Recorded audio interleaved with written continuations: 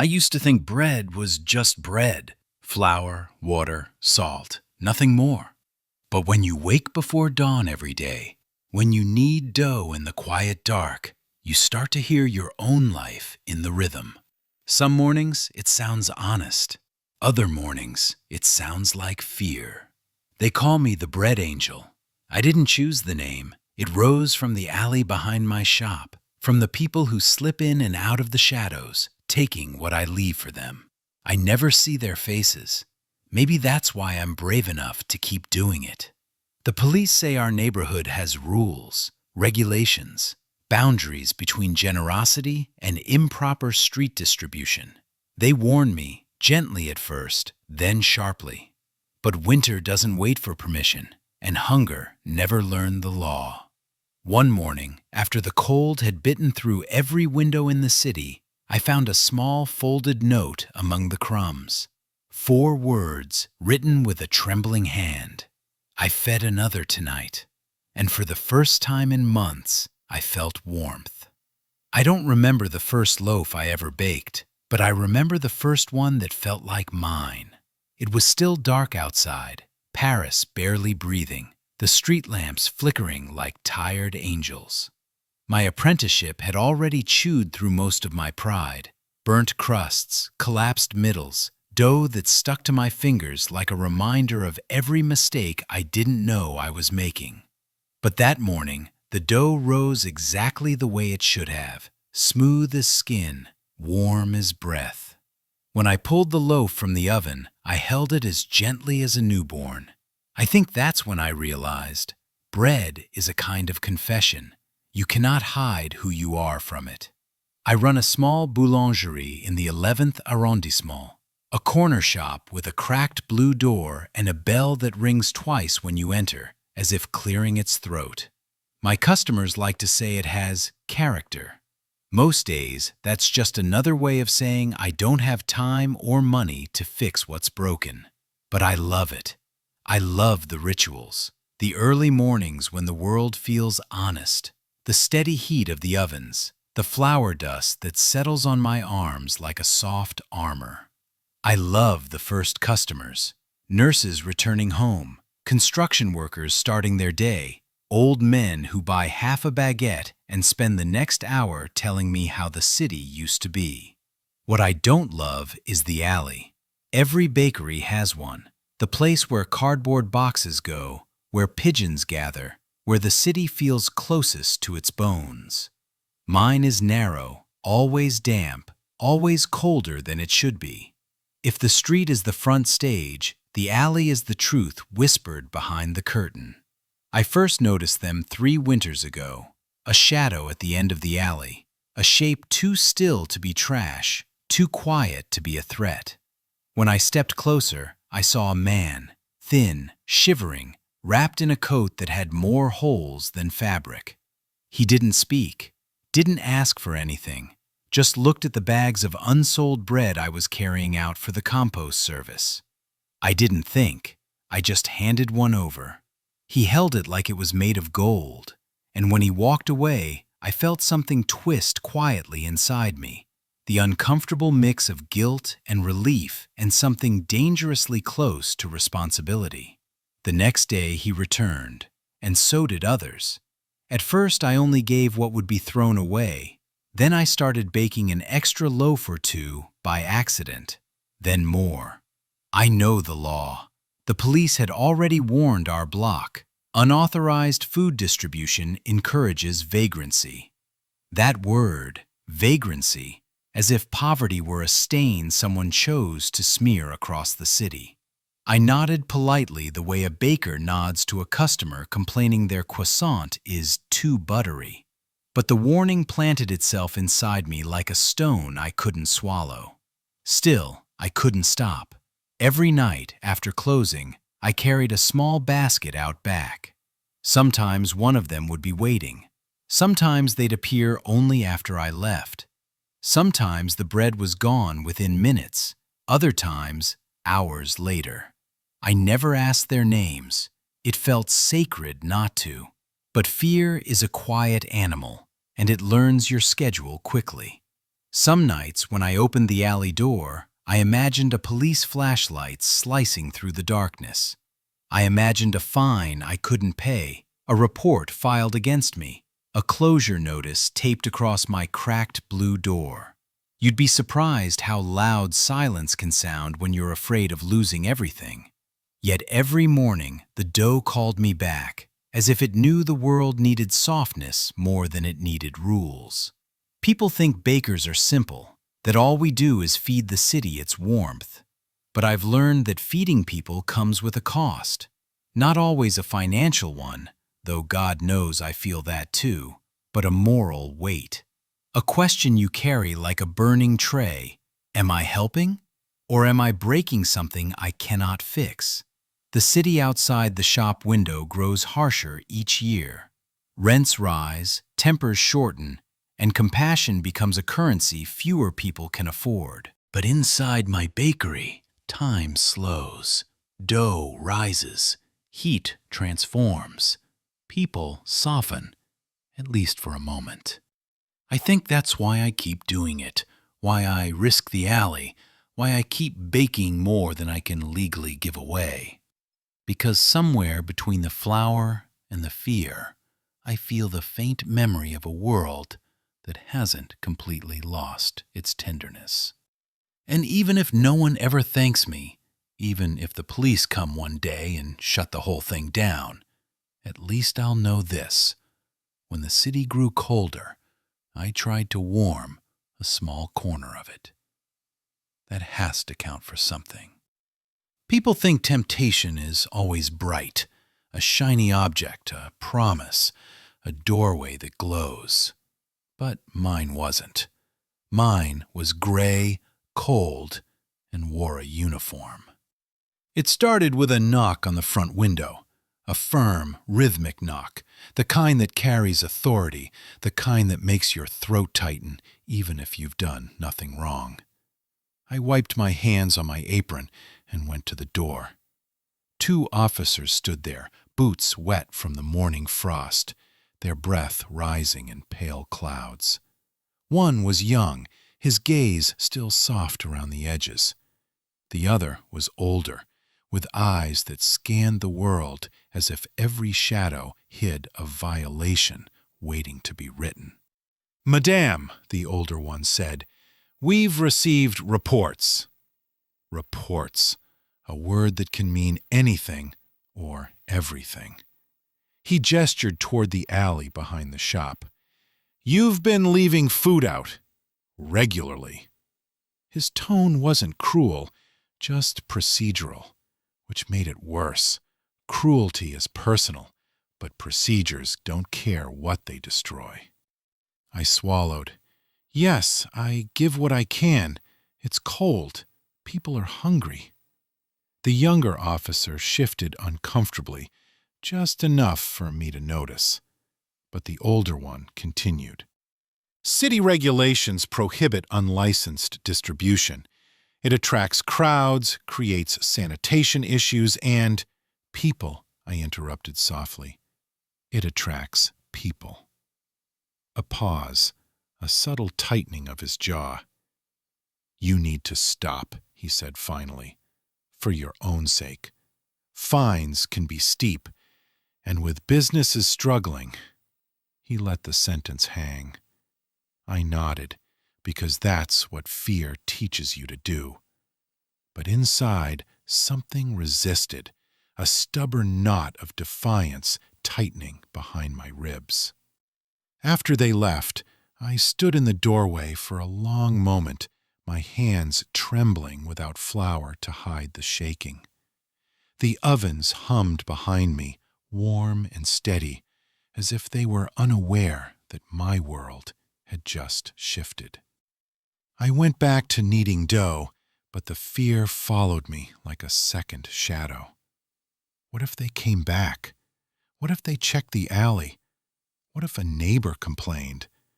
What if one of the people I fed fell sick, and somehow it became my responsibility?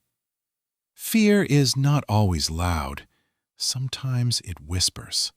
Sometimes it sounds almost reasonable. For days, I left nothing out. I closed the door to the alley gently each night, as if silence itself could erase my guilt. But every time I took the trash out, I saw them. Not directly, never directly, but I saw signs, footprints in the frost, a shape retreating around the corner, the faint impression of someone waiting in the place where darkness gathers. And that was the temptation.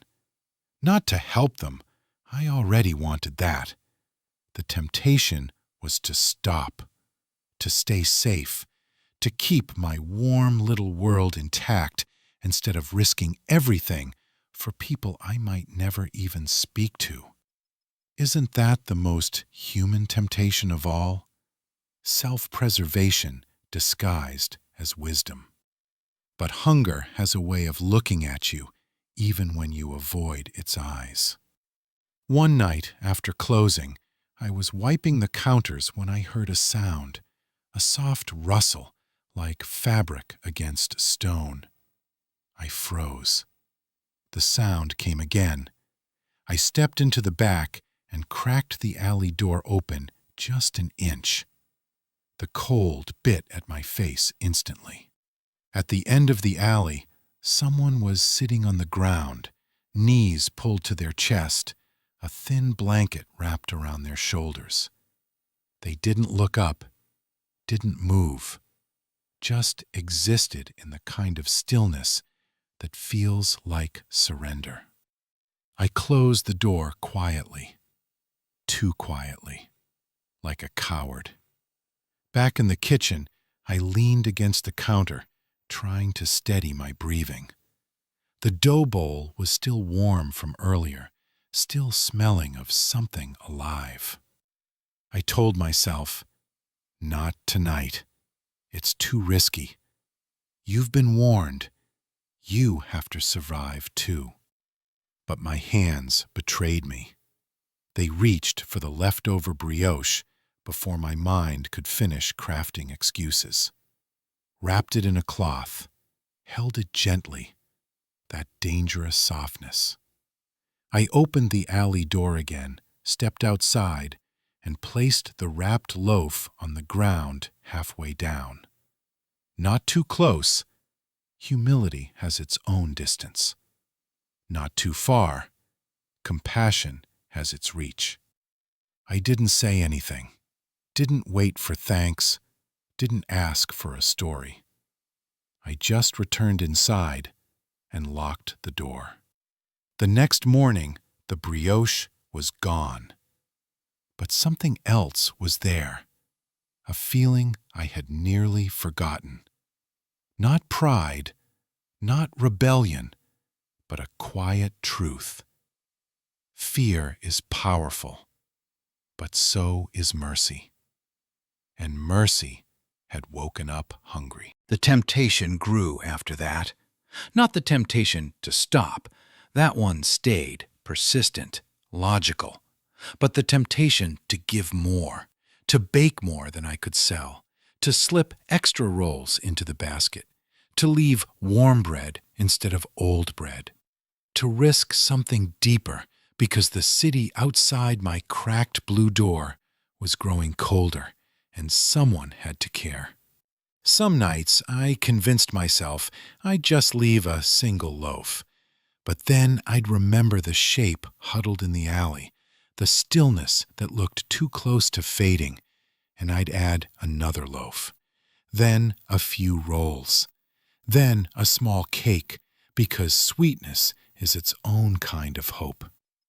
I knew I was slipping, crossing lines, blurring the boundary between kindness and recklessness. And yet, I also knew what it felt like to be alone in the cold, with nothing in your hands but the memory of warmth. I grew up poor, not starving, my mother would never let that happen, but close enough to understand that hunger is not just physical. Sometimes it's emotional. Sometimes it's the need to believe someone in the world has not forgotten you. When I was little, my mother once gave half our dinner to a stranger passing through the village. I remember the sound of my stomach growling that night as I pretended to be asleep. But I also remember the look in her eyes, not regret, but peace. "Bread returns," she whispered to me once. Kindness, too. She never told me how or when or from where, only that it did. Those memories rose inside me like yeast, expanding quietly until I could no longer ignore their shape. So I kept leaving bread every night, even when fear whispered, even when the alley felt watched, even when I imagined the police writing my future in ink I couldn't erase. Temptation is strange. It can make you selfish, yes, but it can also make you brave. My temptation wasn't indulgence. It wasn't danger for its own thrill. It was the temptation to do more good than was allowed. And that kind of temptation is its own kind of trouble. Because once you give in, you don't stop. You can't. You've already crossed the line where rules end and humanity begins. The winter that broke me started with a cold snap. Not poetic cold, not romantic Paris under snow cold. The kind that bites skin and doesn't apologize. The kind that makes breath look like smoke from a city on fire. It was late, past midnight. The ovens were off, their soft roar replaced by the ticking of cooling metal. I should have been sleeping. Instead, I was counting. Loaves, baguettes, rolls. What I could spare, what I couldn't, what I might lose if someone noticed. There had been another visit that week. Same officers, same tone. "Final warning, madame." The older one's voice was flat. "No more food in the alley. We will be checking for your own protection." For my own protection. That phrase made me want to laugh or scream. After they left, I told myself I would stop. I even believed it, for maybe 24 hours. Then the cold came, harder, sharper, creeping under doors and into bones. The streets emptied earlier each night. People walked faster, heads down, hands buried in pockets deep enough to hide in. But the alley didn't empty. Shadows stayed. Longer, thinner, colder. One evening, as I took my trash out, I saw a woman there. She was curled on herself, arms wrapped tight, legs pulled up, like her body was trying to remember how small it could be. Her hair was tucked under a wool hat that had lost the battle years ago. Her coat hung off her like it belonged to a bigger life. She didn't look at me, didn't ask, didn't move, just shivered. Once, then again, then again. I went back inside, closed the door, pressed my back against it. My heart was pounding like I had run. I told myself, "You can't. Not tonight. They said they'll be checking. What if they're out there watching? What if this is a trap?" Fear talks fast. It sounds practical. It sounds grown up. But something else spoke too. A quieter voice, a warmer one. Old. My mother's. Bread returns. Kindness too. My hands were moving before I'd made a decision. I took 4 baguettes from the rack. Good ones, not leftovers, not mistakes. The kind people pay for. I wrapped them, tied the cloth quickly like binding a secret. Then I reached for the brioche. Stopped. Reached again. I could hear my accountant in my head. Margins, profit, loss. I could hear the officer, too. Final warning. My fingers tightened around the brioche. I added it to the pile. That was the moment. The crack. The fracture line running through my careful obedience. I opened the alley door.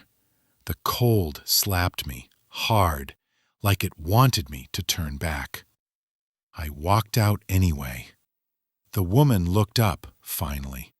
Her eyes were dull and sharp at the same time, like glass buried in ash. "I shouldn't be here," I whispered. It was true, in every possible way. I set the bread down beside her, not in her hands, on the ground. Respect wrapped in distance. She stared at it, then at me. Her lips parted, but no sound came out.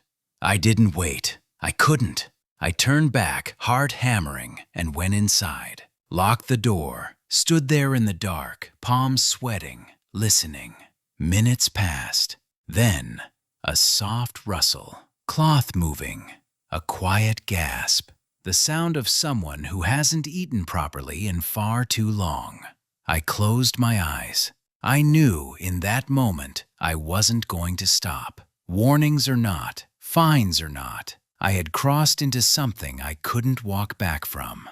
After that night, I changed the way I did it. If they were going to watch the alley, I'd turn the alley into a maze. I started using cloth bags instead of trays. Easier to hide, easier to move quickly. I learned which corners the cameras couldn't see, where shadows stayed darkest longest, where snow didn't settle because the walls held just enough warmth. I became a cartographer of invisible hunger, and I wasn't alone. It started with one of my regulars, a nurse, mid-40s, eyes that had seen too much and still somehow looked capable of kindness. She noticed the extra bread one evening when she came just before closing. "You're overbaking," she said lightly, looking at the stacks behind me. "Trying new recipes," I lied, badly. She held my gaze. Didn't push, just waited. Silence can be an interrogation. Finally, I sighed. "I leave some out back, for people who need it." Her jaw tightened, not with judgment, with recognition. "I see them," she said. "In the ER, frostbite, infections, hunger that doesn't show on scales because the body has learned to disappear slowly." I didn't realize I was holding my breath until I let it out. "You'll get in trouble," she continued. "Plain, simple, real." "I know." She paused. Then, "What if you didn't do it alone?" That sentence shifted the ground under my feet. We developed a system. Nothing written. Everything spoken once, then folded into memory. I would bake, more than I could justify. She would come after her shift, pick up old loaves I had conveniently forgotten to mark as unsellable. Sometimes she paid, sometimes she didn't. We pretended not to notice either way. But not all of it went with her. Some still went to the alley. I learned the rhythm of their nights. One man came early, just after closing. He left quickly, always left half behind, wrapped again, placed carefully on the far side of the dumpster, for someone else, someone later. There was a young one, too young, a boy with sneakers too bright for the rest of him. He never took much, just enough. He always wiped the crumbs from the ground with his sleeve, as if tidiness could hide poverty. And the woman with the broken hat. She appeared less often but stayed longer, sometimes just to sit in the small pocket of shelter where the building jutted out. I began leaving a thermos there once a week, coffee on good days, soup when I had the time. Every time I twisted the thermos cap shut, my heart clenched. Too much. You're doing too much. You're making this a habit, a route, a pattern.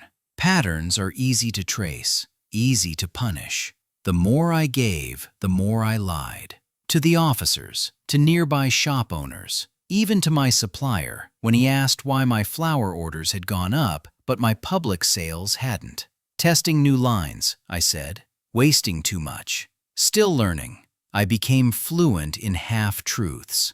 At first, the lies tasted bitter. Then they dulled. Then they almost felt normal. That was the decay. Not in them. In me. Not the homeless. Not the hungry. Me. I had always thought of myself as honest, simple, a person who made bread and told the truth. Now I made bread and told stories about where it went, who it fed, what it cost. I told myself the lies were small, necessary, part of a bigger good.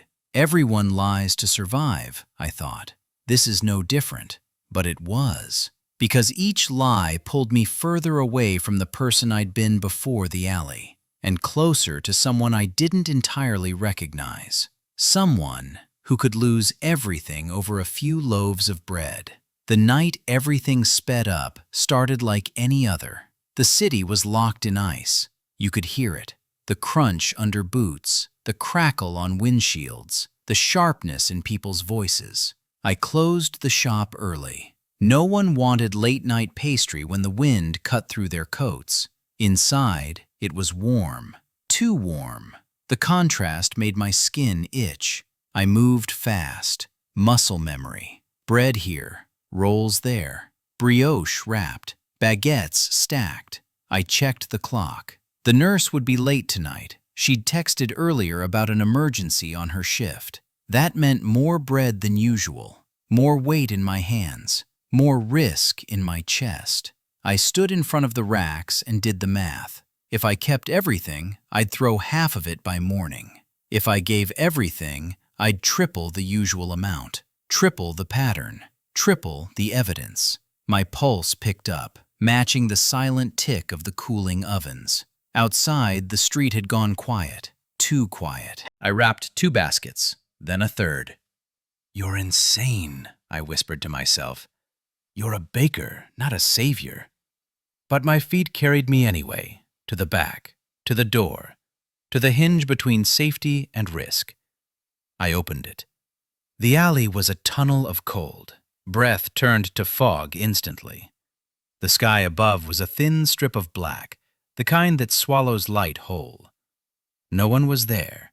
Yet. I walked down, boots slipping slightly on the ice. I placed one basket on the usual crate, another near the corner, one further into the dark for the later ones. My fingers burned. The air gnawed at my knuckles. I worked quickly, too quickly. One basket here, another there. Then I heard it, a sound that didn't belong to the alley. Not fabric, not footsteps. A small metallic crackle. The radio on a police belt. My whole body went still. Voices followed, muffled, close. I hadn't heard them approach from the street. They must have come from the other end, cutting off the alley. My alley. My heart slammed into my ribs so hard I thought it might break through. I looked at the bread, at the baskets, at my hands, still holding one loaf like a criminal tool. No time to run all the way back. No time to gather everything. No time to pretend this wasn't happening.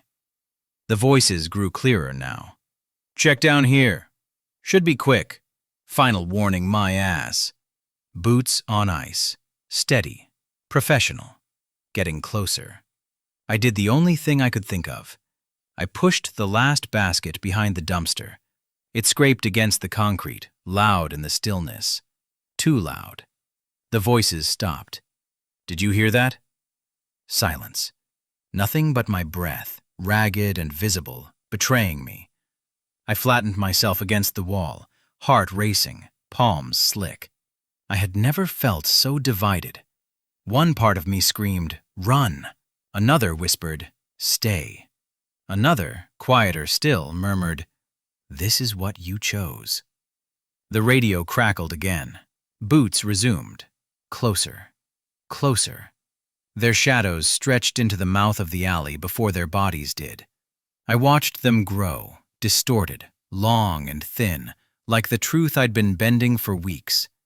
I knew in that instant that something was about to break. Maybe the law, maybe my shop, maybe me. The older officer's voice cut through the cold. "All right, let's see what our little bread angel has been up to." And then he turned the corner and he saw everything. The basket behind the dumpster, the half-wrapped loaf in my hands, the trail of crumbs I hadn't noticed, glittering on the ice like evidence. His jaw tightened. The younger officer froze beside him. For a heartbeat, none of us spoke.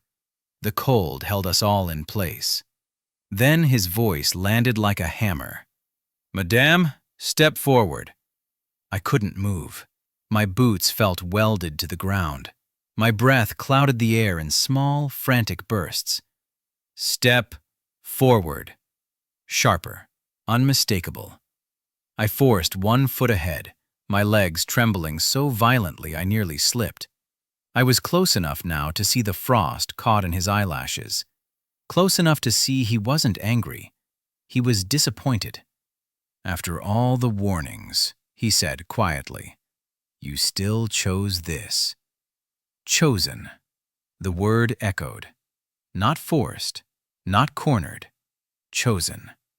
I swallowed hard. I couldn't let them freeze. "You think you're helping?"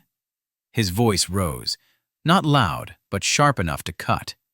"You're creating risk. For you, for them, for the whole block." The younger officer shifted, eyes flicking to the basket, then to me. He looked uncomfortable, like he wanted to speak, but couldn't. I gripped the loaf tighter.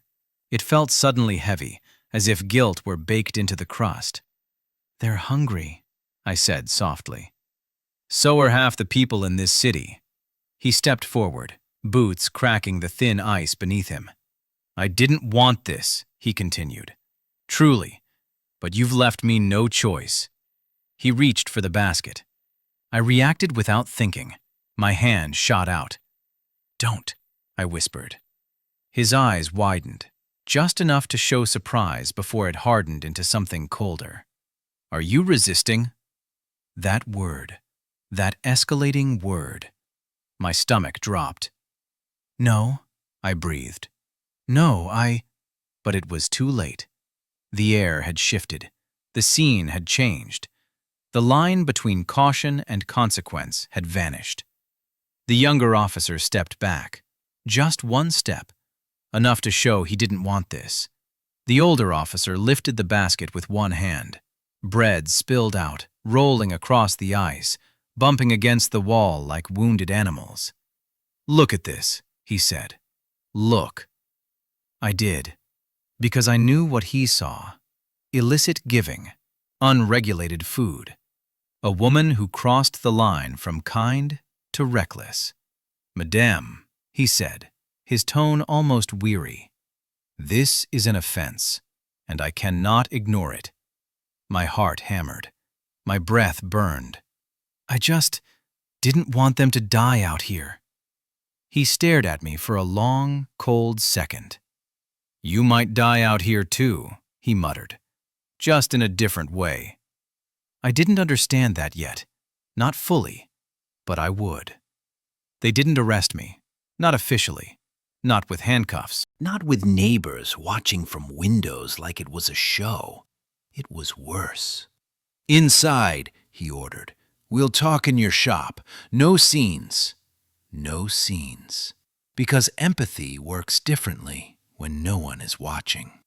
I unlocked the door with shaking fingers. The warm air hit my face like a wave of shame. They stepped inside. The bell rang twice, mocking, familiar, too cheerful for what followed. He removed his gloves slowly, methodically, as if preparing for surgery. The younger officer stood behind him, silent. He took out a form, a long white sheet filled with boxes and codes that could strip a life bare. He set it on the counter, the same counter where I sold croissants and smiled at children and counted change for pensioners. Now it held my future. "Unauthorized distribution," he said, marking the line. Public hygiene risk, another mark. Repeat violation, a deliberate, heavy stroke. Each scratch of the pen felt like a nail in the wood of my livelihood. Minimum fine, he continued, writing numbers that made my stomach twist. Mandatory inspection, possible temporary closure. My breath hitched. Closure? He didn't answer. He didn't need to. He kept writing. The younger officer looked away. His jaw clenched. Twice he opened his mouth to speak, but said nothing. When the older officer finished, he slid the paper toward me. Sign. My hands didn't move. Madame, sign. I stared at the form, at the ink, at the quiet violence of bureaucracy. My bakery, my mornings, my cracked blue door, my dough, my mother's memory, my life, all balanced on one pen. I lifted it with trembling fingers. The tip hovered over the line. I paused, just long enough for him to notice. "Don't make this harder," he warned. I signed. The pen slipped a little on the last letter. He took the paper back, folded it neatly, efficiently, almost gently, like it wasn't an axe. "This is your final notice," he said. "You continue this, and we will shut you down." Then he looked at me in a way I didn't expect. Exhausted, human, almost apologetic. "Don't put me in that position." He turned to leave. The younger officer stayed a moment longer, his voice barely above a whisper. "I'm sorry," he said. It sounded real. Then he, too, left. The bell rang twice behind them. The door closed. Their footsteps faded. The silence grew. And I collapsed. I sat on the bakery floor for what felt like hours. The ovens were cold now. The dough had dried. The air smelled faintly of sugar and fear. My hands were still shaking, my chest tight, my throat raw. I wanted to scream, break something, cry, sleep. But none of those things came. Only the emptiness. A hollowing out sensation that started in my stomach and spread outward until even my fingers felt numb. It wasn't just the fine or the threat of closure. It was the truth. I wasn't helping anymore. I was hurting. Hurting myself, hurting the shop, risking everything. For what? Bread that would be gone by morning, people I would never know. Warmth that lasted a minute before the cold returned. Was it worth it? My head said no. My heart wouldn't answer. Outside, the alley waited. Silent, dark, empty. I imagined the baskets still there, half hidden behind the dumpster. Their contents freezing slowly, turning stale, turning useless. My fault. My arrogance. My carelessness. My inability to stop even when the world told me to. Fear twisted in my stomach. What if this was it? What if I'd thrown everything away for a kindness that didn't change anything? What if mercy was nothing but a slow path to self-destruction? I pressed my hands to my face and felt the heat of tears that wouldn't quite fall.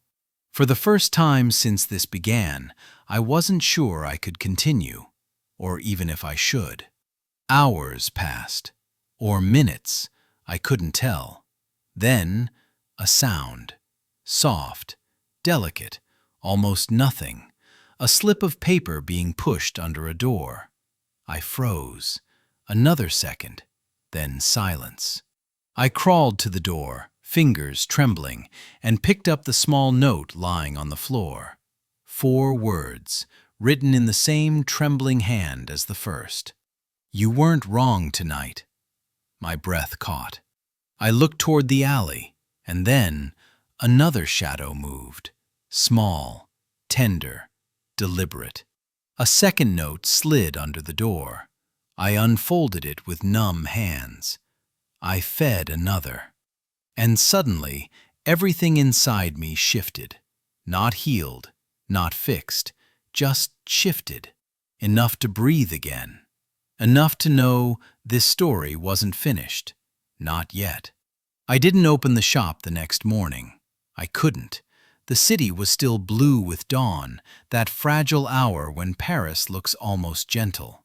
But inside, the bakery felt hollow, like someone had removed the walls and left only the ache.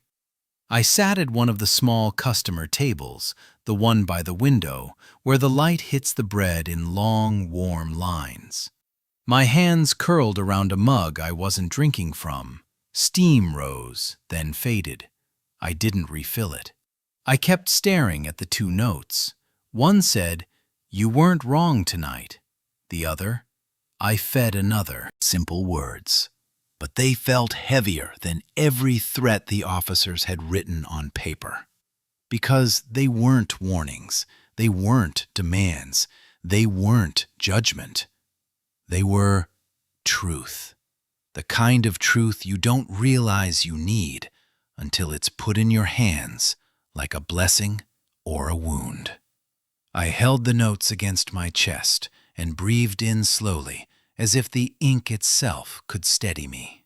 For the first time in weeks, the fear loosened its grip. Not gone, but softened. Still, the collapse of the night before left cracks in me I couldn't ignore. I needed to understand them. I needed to understand myself. So I did something I hadn't done in a very long time. I talked. Not to a customer, not to a friend, not to those hidden shadows in the alley. To the walls, to the air, to the empty chairs that had listened to thousands of small confessions from strangers eating croissants. And to myself. I never wanted to be a savior. It came out in a whisper, the kind that feels like a sin to say aloud. I leaned back in the chair, breath trembling in my chest. I never wanted to break rules, or lie, or hide. My words drifted into the warm air, slow and fragile. I was just trying to make something good, something warm, something that mattered. I laughed then, bitter, soft. You'd think bread would be a simple thing, but nothing is simple when people are hungry. My gaze drifted to the ovens, cold, still, silent. When the officers came, I continued, voice breaking on the memory, I felt like I was being punished for caring, like compassion had become an offense. I closed my eyes. And maybe I wasn't just helping. Maybe I was feeding my own need to feel useful, needed, important. The confession stung. It always does when it cuts close to truth. I pressed a hand to my chest as if I could feel the fault lines there. What if I'm not who I thought I was? I whispered. What if I'm not kind? What if I'm just desperate to be something good in a world that's falling apart? The silence in the bakery held me gently. It didn't argue, didn't comfort. It simply existed, the way truth does once spoken. I don't know why the memory came when it did. Maybe confession invites ghosts. Maybe the cold morning air knocked something loose in me. But suddenly, I was 8 years old again, standing in our tiny village kitchen, watching my mother knead dough with the quiet strength of someone who had lived her whole life between scarcity and grace. She wasn't wealthy, she wasn't educated, she wasn't anything the world celebrates, but she fed people. Not always with food, sometimes with words, sometimes with silence, sometimes simply with presence. One winter, a winter so harsh the river froze solid like a sheet of cracked glass, a traveler came to our door. A stranger, thin, worn by the road. My mother gave him her bowl of soup, just handed it over with a soft nod, as if giving away warmth was as natural as breathing. After he left, I asked her why she did it. She shrugged. "Because I could," she said. Then she added, "and because someone once fed me when I had nothing." And I never forgot. Bread returns. Kindness, too. Those words followed me through every kitchen I ever worked in, every loaf I shaped, every dawn I rose. But I never understood them the way I did now. Kindness returns, not always to you, not always in the form you expect, not always in time to prevent collapse. But it returns, quietly, like a note slipped under a door. I took a long breath and spoke the hardest part. "I'm afraid." It came out raw, unpolished, true. Afraid of losing the bakery, afraid of the fines, afraid of being shut down, afraid I won't be able to survive. I tightened my grip on the mug, and afraid that if I stop giving, someone out there will not survive the night. A tear slipped down my cheek. I didn't wipe it away. "I am tired," I admitted, "tired of doing this alone, tired of choosing between the law and my conscience, tired of waking in the dark and wondering if today is the day everything falls apart." The walls seemed to breathe with me. The ovens, though cold, felt like witnesses. And yet, my voice softened, strengthened. I cannot pretend I don't see them.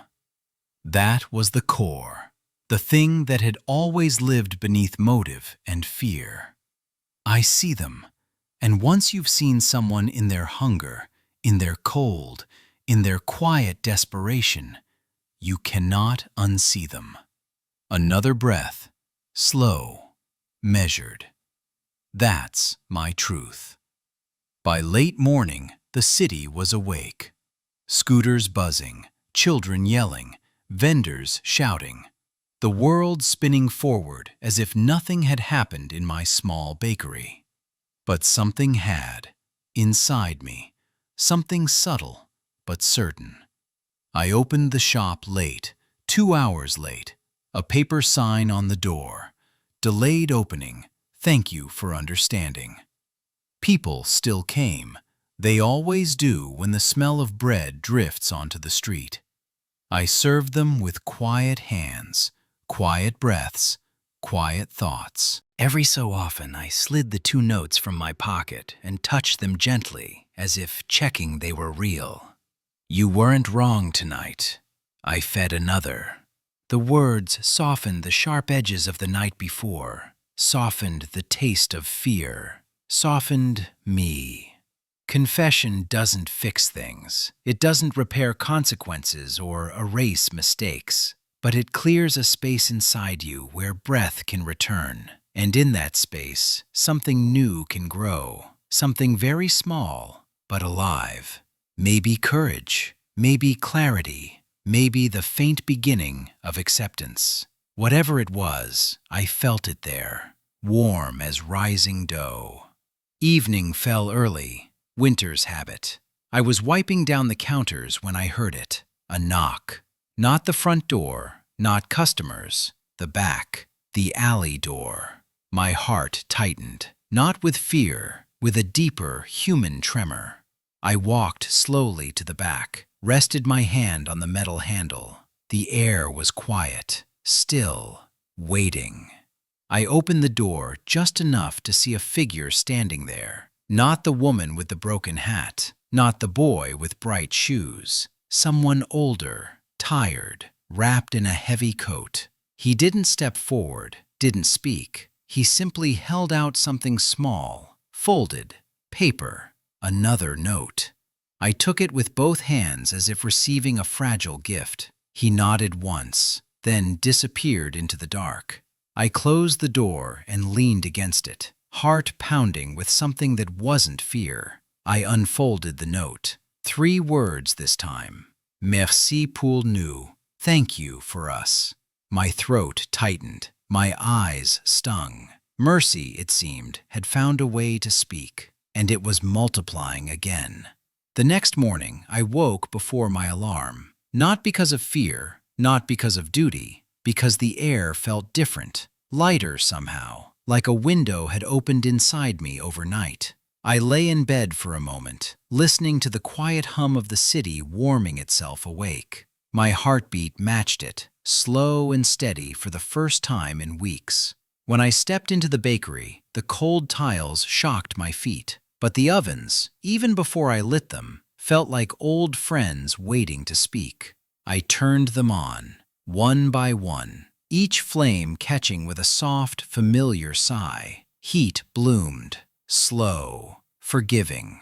I closed my eyes and let it wash over me. This place wasn't just my livelihood, it was my refuge, my confession booth, my memory of my mother, my small corner of the world where warmth was something I could make with my own hands. And now, it was my responsibility to protect it, not by closing myself off, not by giving everything until I shattered, but by choosing a path that didn't force me to walk alone. The notes had shown me that much. Mercy multiplies, but only if the one offering it doesn't burn out in the process. A new kind of giving. That evening, just before closing, the nurse walked in. She didn't say anything at first, just looked at me with those tired, kind eyes that held too many stories. "You okay?" she asked finally. I thought about lying, about saying, "Yes, of course," the way people do when the truth feels too heavy. But this was the return. Not to perfection, to honesty. "No," I said quietly, "but I will be." She nodded, as if she understood exactly what lived between those words. I told her about the officers, the fine, the warning, the collapse, the notes, the man at the door. She listened without interruption, hands wrapped around a warm paper cup I'd given her without thinking. When I finished, she took a slow sip, then another. "You can't keep doing it the old way," she said. "I know. And you can't stop entirely. I know that too." She smiled, a small, tired smile that carried the weight of countless night shifts. "Then you need help," she said simply, "and you already have it." I felt something loosen in my chest.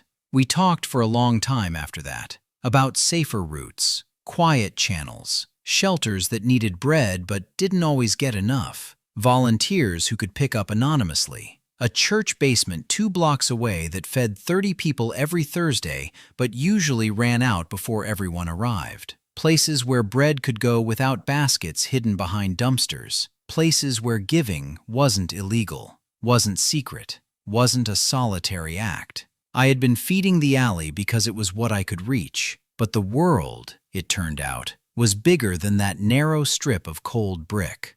There were ways to help that didn't end with my bakery shuttered and my hands cuffed for kindness. I felt foolish, relieved, human, very, very human. That night, I walked to the back door slowly, not with fear, with purpose. I opened it and stepped into the cold. The alley was quiet, still, waiting.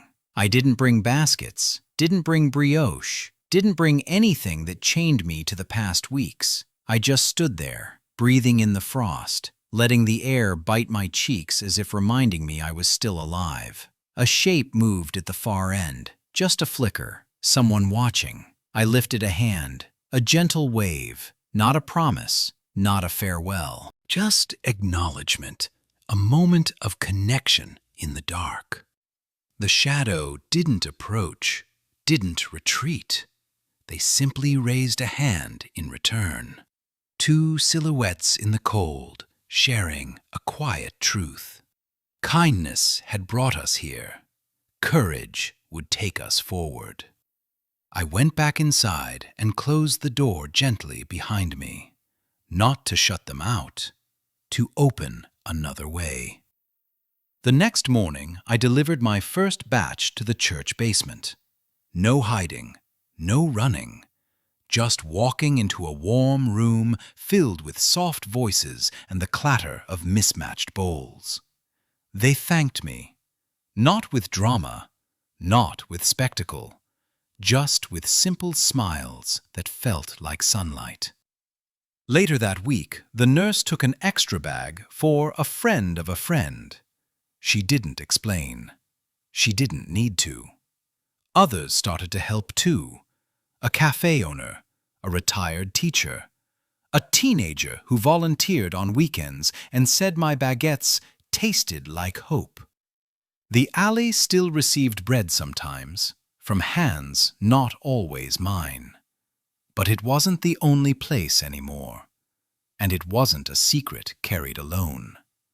The fine got paid, the threat eased. The world didn't end. My cracked blue door stayed open. I learned something I should have known all along. Mercy isn't about sacrifice. It's about connection, about knowing when to step forward and when to step back, about letting your small act become part of something larger than you. Bread returns, kindness too, always in ways you don't expect. Weeks later, I found one last note, not under the door, not in the alley, on the counter, next to the register, placed carefully as if the writer didn't want to disturb anything. It said, "We are warmer now. Merci." No signature, no explanation. Just warmth folded into words. I held it against my heart and breathed in the scent of fresh morning dough.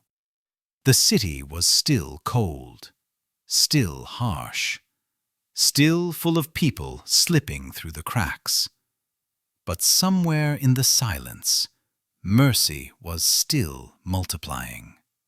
And so was I, growing, learning, returning. Not a savior, just a baker, with warm hands, a stubborn heart, and a small corner of the world that I could keep soft for as long as I was here.